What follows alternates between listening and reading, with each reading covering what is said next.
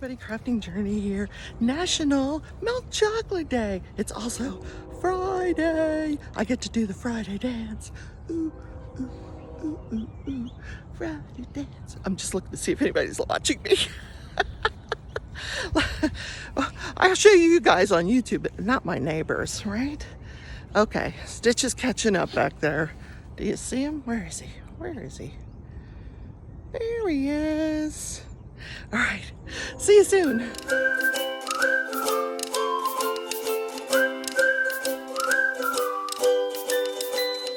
Hi everybody, Crafting Journey here, that journey chick over on Instagram.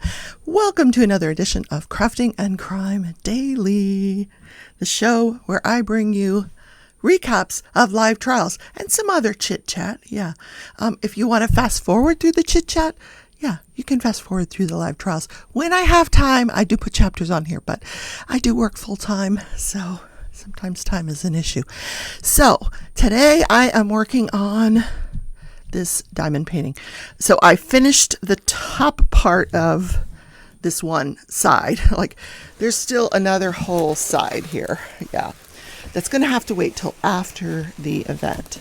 So I was just working on the bottom part of the side to see how much I could finish, because the event starts on Monday. So let's see. I just want to show you.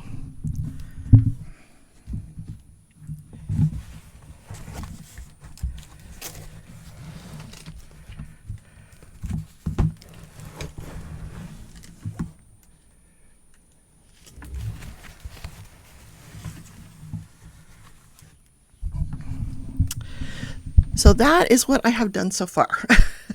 This is a piece called Waiting for the Master.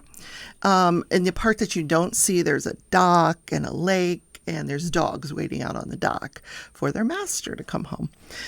It's a super cute painting. It's by Dominic Davison and sold by Diamond Art Club. And I got friend mail yesterday. But before we get to the friend mail, let's get rid of the ad portion of the show. Don't forget to hit the like button. I am trying to teach him how to knit. He's not getting it. I'm getting it, but he's not. So please hit the like button. Show him some love. He's depressed. Subscribe if you enjoy the content. Share if you think there's someone you know that might enjoy the content. And most importantly, the notification bell, because you don't want to miss a single episode. And sometimes I pop up live. Now, Mickey and I are going to go live on Monday night to kick off the event. Monday night is August 1st. We're going to kick off the event. So excited. So many people in this, and we're all getting to know each other. We've got at least, I'm going to say 4 different countries involved. Yeah, it's awesome. The Netherlands, the UK, Canada, 5 countries. Yeah, Australia and the US. So 5 countries. Wow, that's pretty cool. So yeah, I did get some friend mail yesterday. Let me show ya.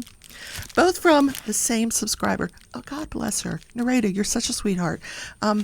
She gets so enthusiastic for me. So Sunday I was learning how to knit. And and I was using these little bamboo needles with, where is it? I don't know what I did with it. I think it's in the other room.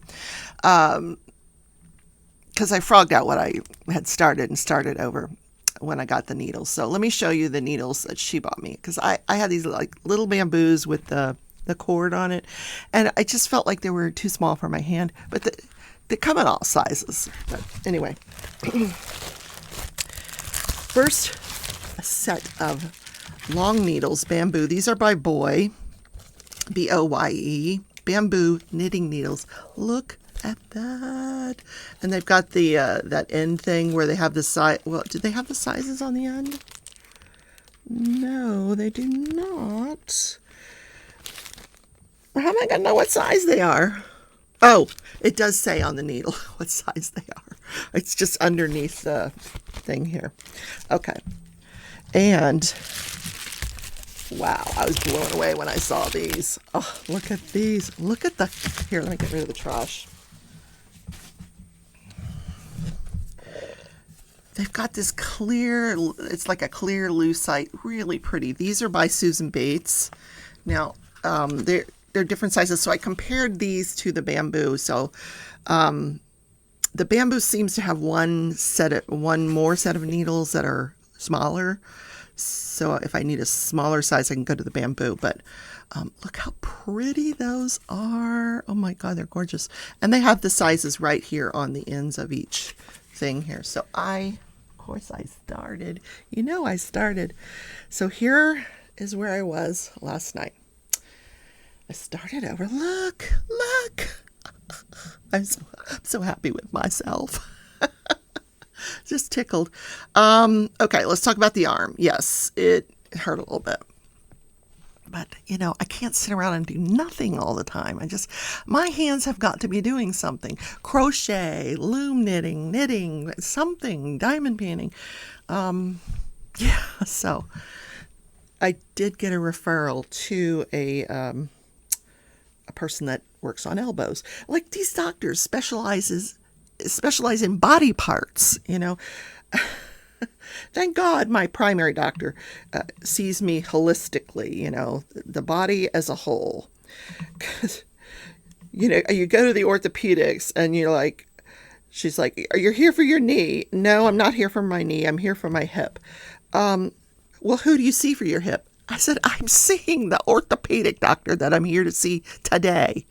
Orthopedic, that means bones. And yeah, she's like, I said, I'm assuming he does hips. He gave me a shot last time. And it was this big deal that, my appointment said knee and not hip. And my God. And God forbid I should ask him to look at the elbow. I did mention it to him because I told him, I said, this happened during, the admission where you did the surgery. And he's like, he didn't remember it. Of course he didn't remember it. He does so many surgeries and, he didn't have anything to do with it. It was the nurse. So, so he did give me a referral, to someone he thought could help me out with that. And then of course sent me to physical therapy for my hip. Trochanteric bursitis is what he called it. Okay. So I just need to bypass the orthopedic and just go straight to the physical therapist because, that's what they're going to say. They're not going to give you any drugs because they just don't do that anymore. And they just go, oh, okay, physical therapy. See you later. Yeah. On to the next patient. I'm sorry, I'm a little cynical about Doctor's Day. I had a big fight with one yesterday. Wait a minute. I'm sorry. Did I do the Friday dance? Hold on. Friday. Oh, I did it outside, didn't I? Friday dance. Ooh, ooh, ooh, ooh, ooh, ooh. Okay, that's my Friday dance. And it's payday. Of course, I have to pay the rent because it's the end of the month. And my car payment. Yeah, that'll just about, take care of it'll leave me some money. Oh my gosh, can you hear me knitting on the microphone? I should probably move the microphone. Oh my word.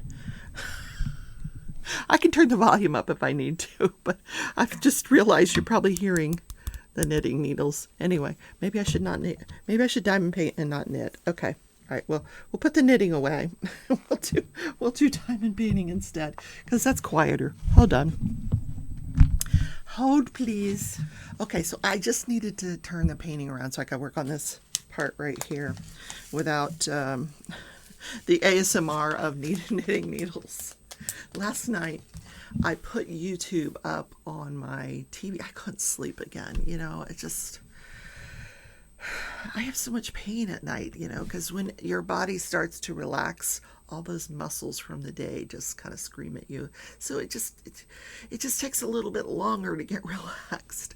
So I put this YouTube on the TV, and I was listening to it was a channel with the Aurora Borealis and this beautiful music. And I was just mesmerized. But the whole time I'm looking at it, I'm trying to figure out in watercolor, how do I do this? And I've been trying to recreate the Aurora Borealis in watercolor. And I figured out, after staring at this for a long time, not sleeping, just staring at it, trying to figure out how I'm going to do this, that I need to start out with a very dark background filled with stars.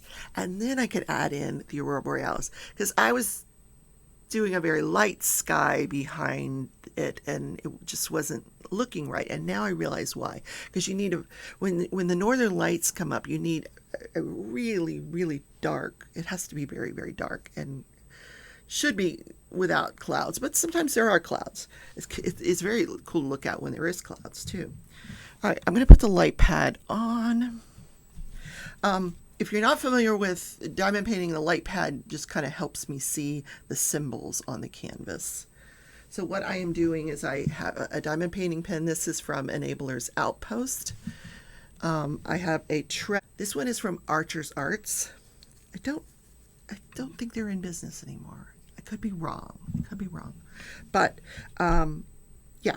So what you do in diamond painting, if you're not familiar, is you find the symbol, you find the diamonds that match the symbol, and in this case, I'm replacing them with a special drill. It's a metallic called hematite. It gives it like a metallic look because I wanted some of the posts in the house to have this like dark metallic instead of black.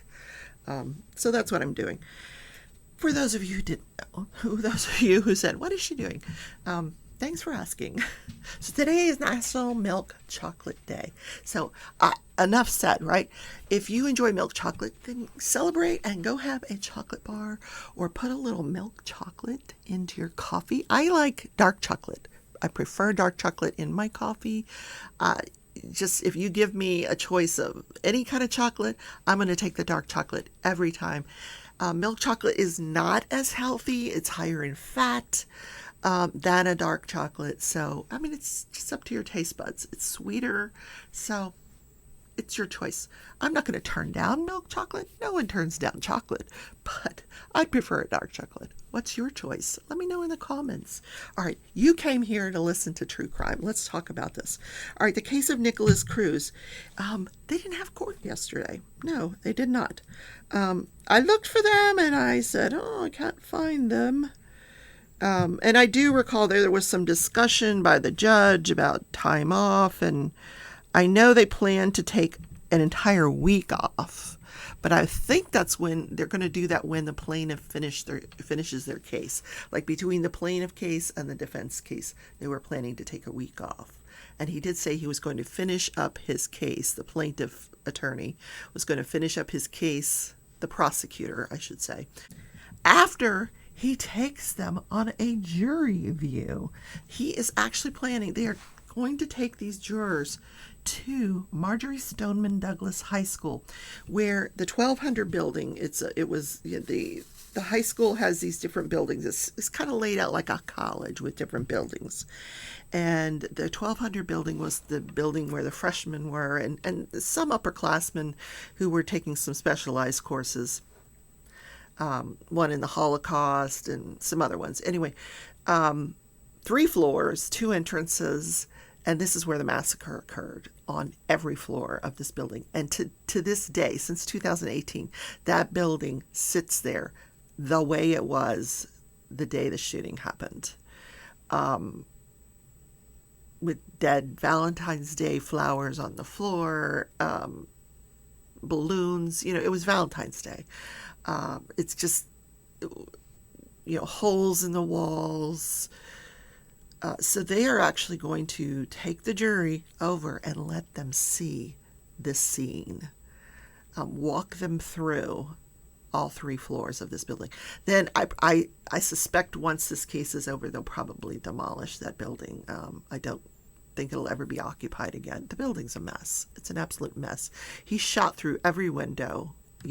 All the doors to the classrooms had these windows, and Nicholas Cruz shot his AR-15 through the glass in the window, and then just put his gun in and fired. So sad. This jury, I swear they're going to need some trauma help after this is all over, because they've had to watch all this video and now they're going to go to the scene. Maybe that's what they were doing yesterday. I don't know, but whatever it was, the media was not allowed in on it. So maybe that's what they did yesterday. I have no idea. But I just know they weren't live yesterday, and that they do plan on taking a week off.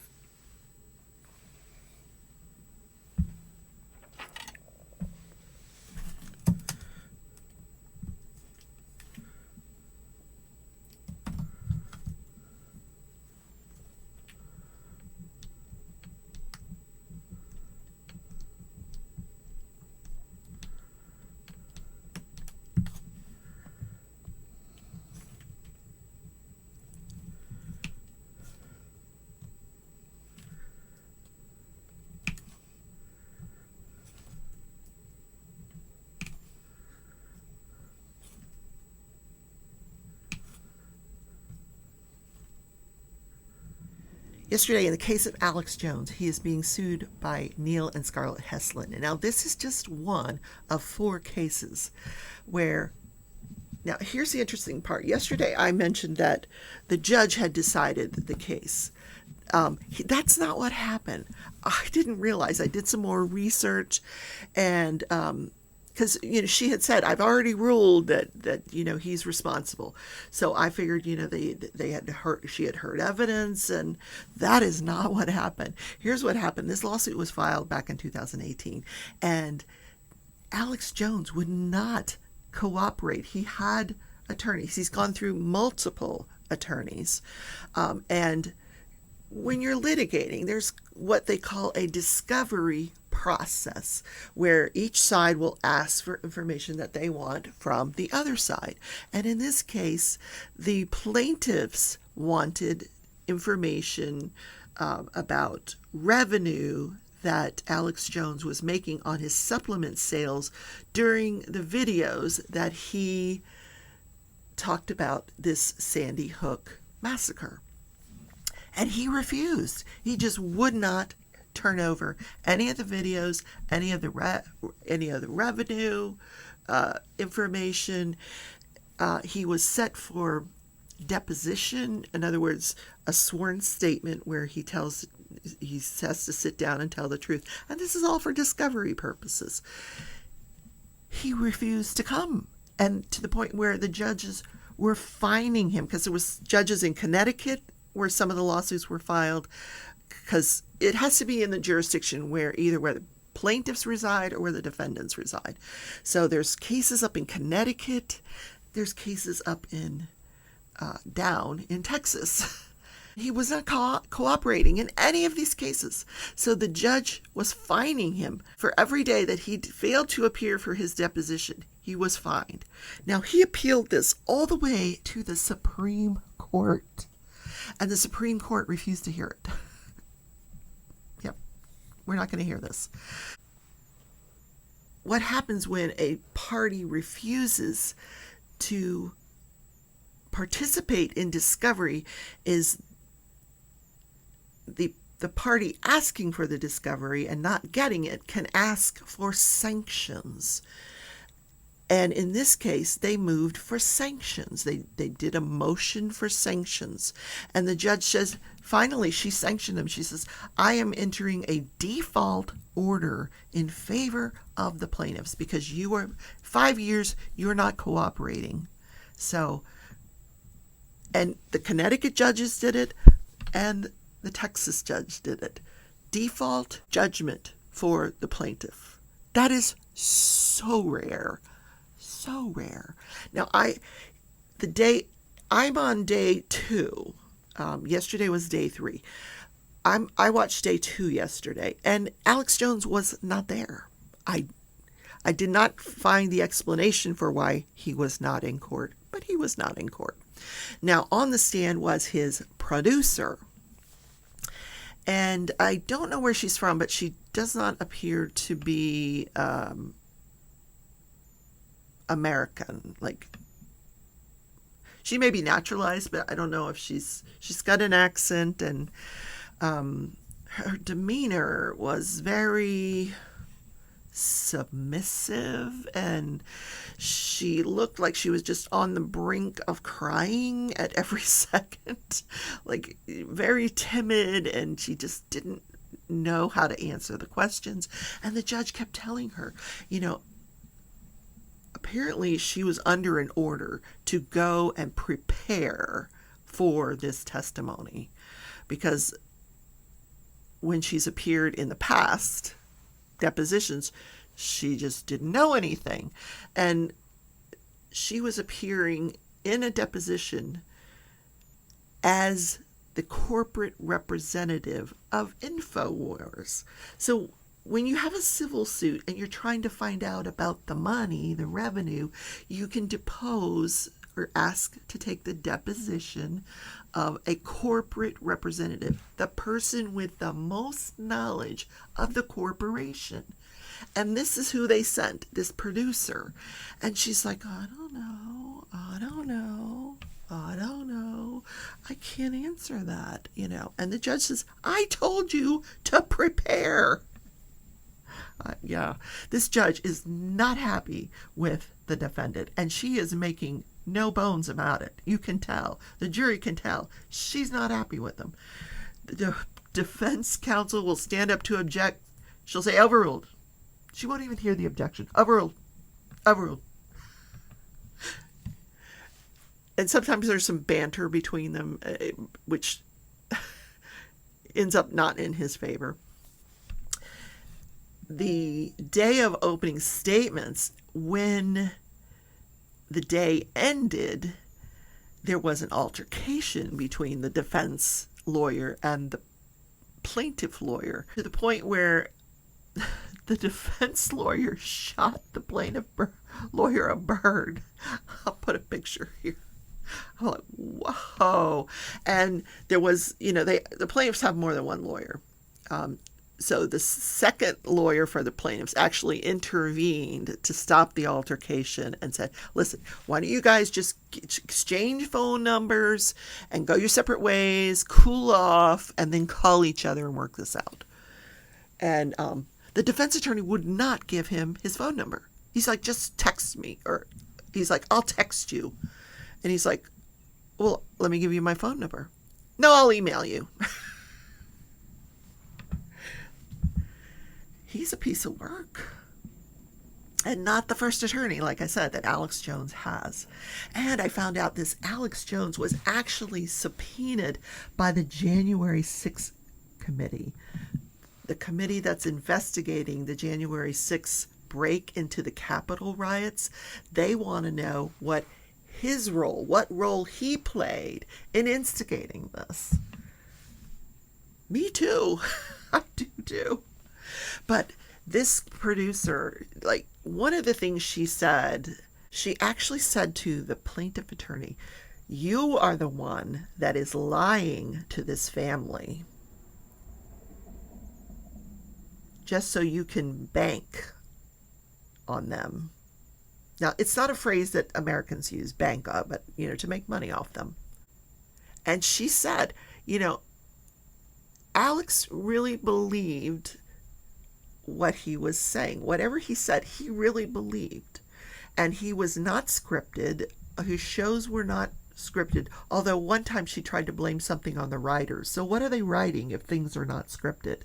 But sometimes she said he does these special reports where things are written ahead of time. So maybe that's where the writers come in. I don't know. So one of the things that she was asked about was, as the producer, aren't you the one responsible for vetting your guests when you come on?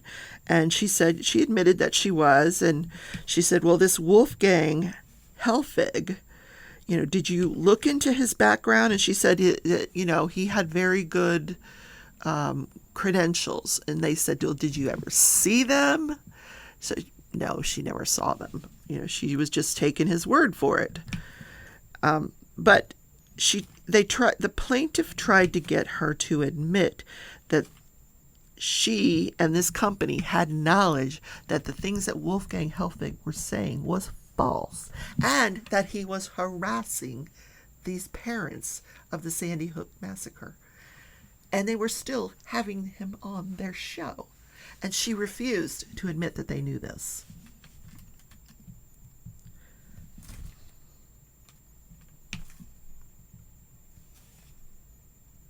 some of the things that came out that this Alex Jones was espousing were a month after the Sandy Hook massacre at the Super Bowl, a group of children from the Sandy Hook Elementary School came and sang at the halftime and put up a picture on his show, and he had names in front of all these children that had sang at the Super Bowl, indicating who they were and identifying them as the children that had died in the massacre, claiming that the children never died and no children died in this massacre. In fact, they were singing at the Super Bowl. I'll show you the picture. What? I mean, this is just insane if you ask me. Nobody asked me, but... And this is very controversial. Very controversial. And I get that. But I'm a very rational person. I like to believe that I'm intelligent. And I'm not buying this. I just don't buy it. I don't buy that there's a government conspiracy to take away guns from citizens. They could just... Why do they need to recreate or create a massacre to encourage Americans to believe we should get rid of guns?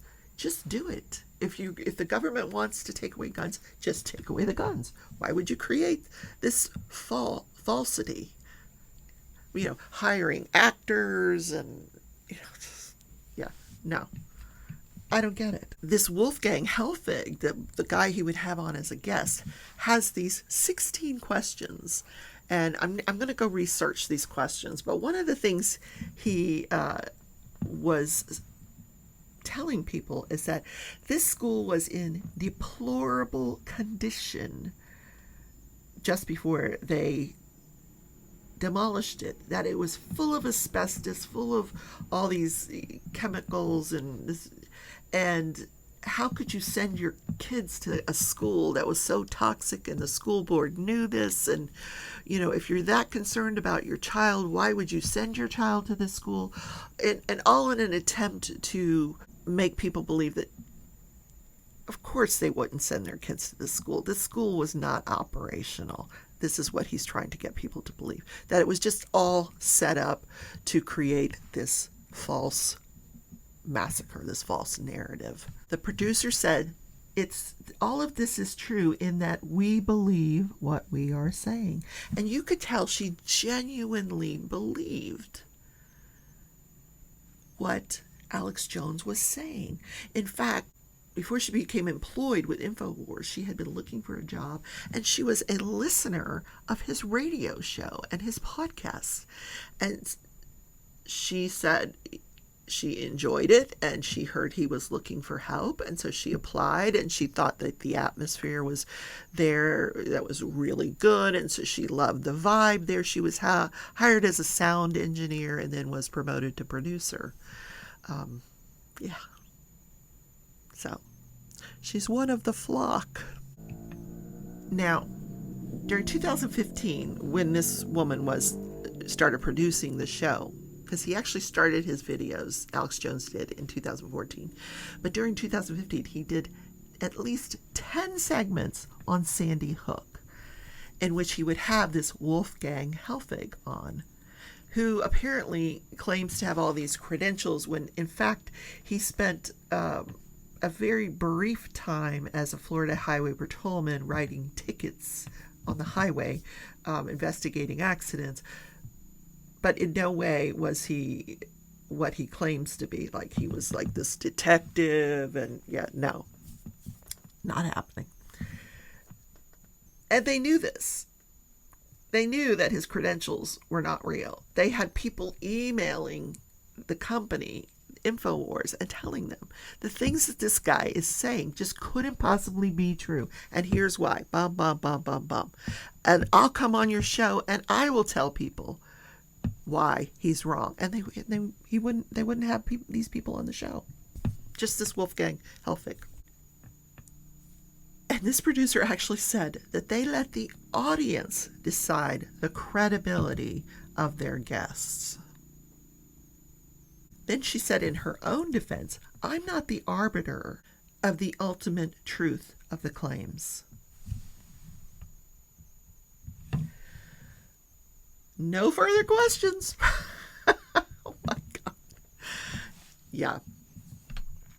I need to finish watching the defense cross-examine her and see if he could rehabilitate her in any form or fashion. And then I'm going to, there was another person, there's some testimony that happened yesterday that I want to catch up on. We're not getting to see the entire trial. We're only getting bits and pieces. And we'll get the entire testimony, but you don't, because there's been so much drama.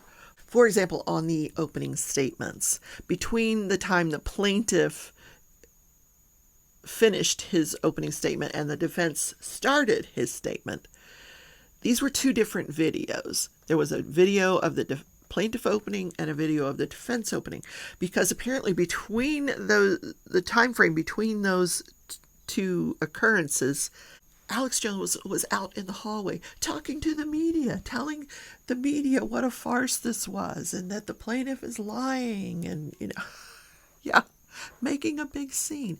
And then he's brought back into the courtroom and the judge tells him, "This will not happen again, Mr. Jones." Crazy. Absolutely crazy. It's an interesting trial, though. Very interesting. I guess I'm just naive. I know that these kind of people, these conspiracy people, are out there and they believe that the government is out to get us. But I never really listened because I just don't buy into it.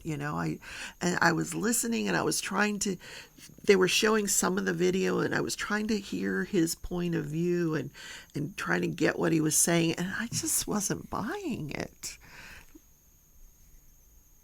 But he says it with such bravado and that, people are just engaged and they want to believe it, and he says it with such authority that you're like, wow, if you're a person of maybe lower intelligence, I'm guessing, I don't know, there's people that just latch on to this and believe it wholeheartedly. And these are the people that Alex Jones instigated to harass these families. So that's all I'm going to say about that today. My soapbox when I get on it. So what happened this day in history? Oh my gosh, we're going to switch gears here. We're going to a wedding. 1981. I remember this so well. Prince Charles marries Princess Diana. Or, at the time, Diana. And beautiful woman, beautiful girl at the time. And I remember her wedding dress. I remember watching the entire wedding, this huge crumpled up gown and all these flower girls, and it was just the most beautiful thing I had ever seen. This wedding was amazing, and the gold carriage afterwards, and the waves and the kiss on the balcony, that all happened this day in history back in 1981. And to this day you can still go find the entire wedding that you can watch on some streaming channel. I saw it the other day, but that's probably because today is the anniversary of that. They did, however, separate in 92. They were together for 11 years, and then she negotiated a divorce where she got to keep her apartments at Kensington Palace, as well as the title of Princess Diana. Good for her. And then, of course, in 2005, Charles marries Camilla, his lifelong love. Yes, I love all this English lore. Anyway, that is the show for today, guys. I hope you enjoyed the content. Please don't forget to share it with somebody that you think might enjoy. And hit the like button. Yes, let's be nice to the like button today. All right? I will see you guys. Well, tomorrow's Saturday. Oh, my. Should I do a show on Saturday? let me see what kind of content I can come up with today. See what's going on in the trials. If there's enough content, I'll bring it to you tomorrow. So I will see you this weekend. I will be live at 11 a.m. Sunday Central Standard Time. If you want to come join me, we just do some general chit chat and have a little fun. So see you then. Take care, everybody.